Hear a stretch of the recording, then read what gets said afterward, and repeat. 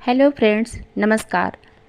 आज मैं जिस बॉलीवुड अभिनेत्री की जीवन से जुड़ी कहानी लेकर आई हूँ, वो अभिनेत्री कोई और नहीं बल्कि जूही चावला है।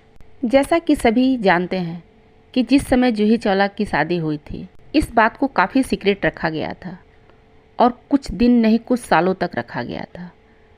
जूही चावला के हस्बैंड का नाम जय मेहता है, जो कि वो एक बहुत बड़े बिजनेसमैन हैं। उनकी बिजनेस देश में नहीं बल्कि विदेश में भी चलती है। तो चलिए उन्हीं से जुड़ी हुई कुछ किस्सों को आप लोगों को बताने जा रही हूँ। जूही चावला की शादी बिजनेसमैन जय मेहता से साल 1995 में हुई थी, लेकिन उन्होंने उस शादी को सीक्रेट रखा। एक पुराने इंटरव्यू में जूही चावला ने कहा, उन दिनों यह कॉमन बात थी क्योंकि शादी के बाद हर एक्ट्रेस की कैरियर ख़त्म हो जाती थी। और जूही ने कहा कि उसी समय मेरी माँ की मौत भी हुई थी। राजीव मंसन के दिए इंटरव्यू में जूही चावला ने बताया था कि जय ने उन्हें किस तरह से रिझाया, किस तरह से उनकी सास ने उन मुश्किल समय को मेरे उस दुख में मेरा साथ दी। उस सारी बातों को जूही चावला ने हर कुछ बताया।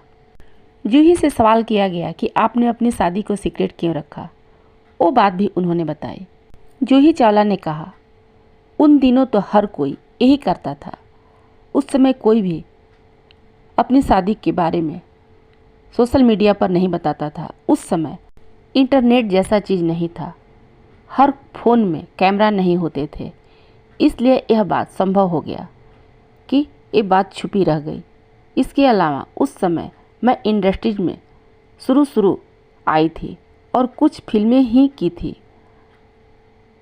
जब जय मेहता से शादी करने के लिए मैंने हामी भरी तो मैं इस बात से डर गई थी कि मेरा कैरियर ख़त्म हो जाएगा।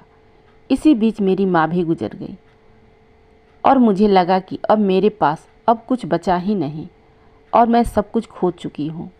जब उनसे सवाल किया गया कि जय मेहता के साथ आपका अफेयर कैसे शुरू हुआ, इस राज का खुलासा करते हुए जूही ने खुद बताया, मैं जब इंडस्ट्रीज में नहीं आई थी उसी समय मैं जय से मिली थी, लेकिन वो छोटी सी मुलाकात थी।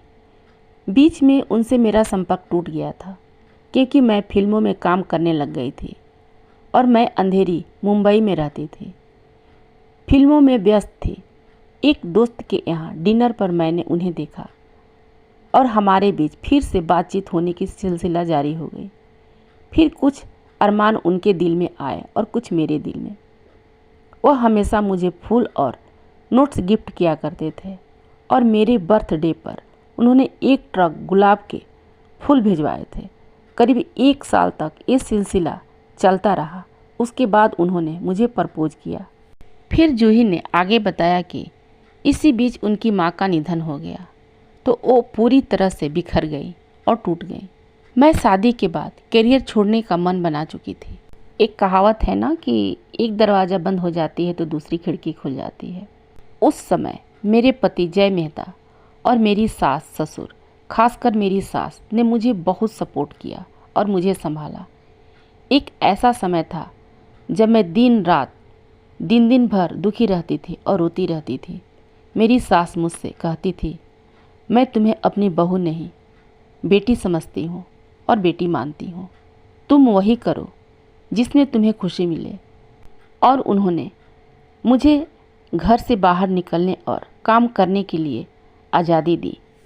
और इंटरव्यू में जूही ने ये भी बताया कि मेरी शादी बहुत ही भव्य तरीके से होने वाली थी। महालक्ष्मी रेस कोर्स में रिसेप्शन, हजारों लोगों को बुलाने का प्लान भी था, मगर कुछ बातें ऐसी हुई कि मैंने उसे कैंसिल करा दिया। शादी से कुछ समय पहले मेरी माँ गुजर गई थी। एक एक्सीडेंट में मौत हो गई थी उनकी। मुझे गहरा सदमा लगा था। शादी करने जा रही थी तो लगा कि कैरियर भी निकल जाएगा।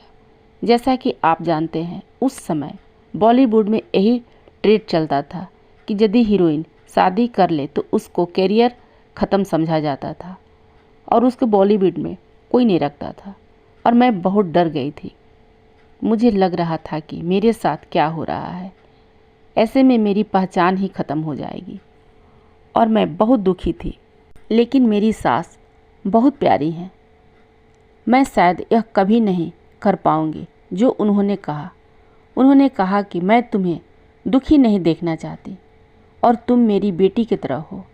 अगर तुम्हें भव्य तरीके से शादी नहीं करना चाहिए तो कोई बात नहीं। सब तैयारियां उस समय कैंसिल कर दी जब निमंत्रण पत्र बढ़ चुके थे। निमंत्रण कार्ड भारत में ही नहीं बल्कि पूरी दुनिया में बढ़ चुके थे। मेरे पति का बिजनेस दुनिया में कई देशों में है। वो बहुत लोगों को जानते हैं और निमंत्रण भी दिया था। सास ने कहा कि अगर जूही का विचार नहीं है और वो नहीं चाहती है तो उसे फोर्स न करो। भगवान ने मेरी माँ की जगह एक और माँ दे दिए हैं। जूही चावला ने एक और अपने परिवार से जुड़ी हुई दुखी बात बताई। उन्होंने कहा, मेरा जवान भाई की मौत हो गई थी। मेरा भाई बहुत दिनों तक कोमा में रहे।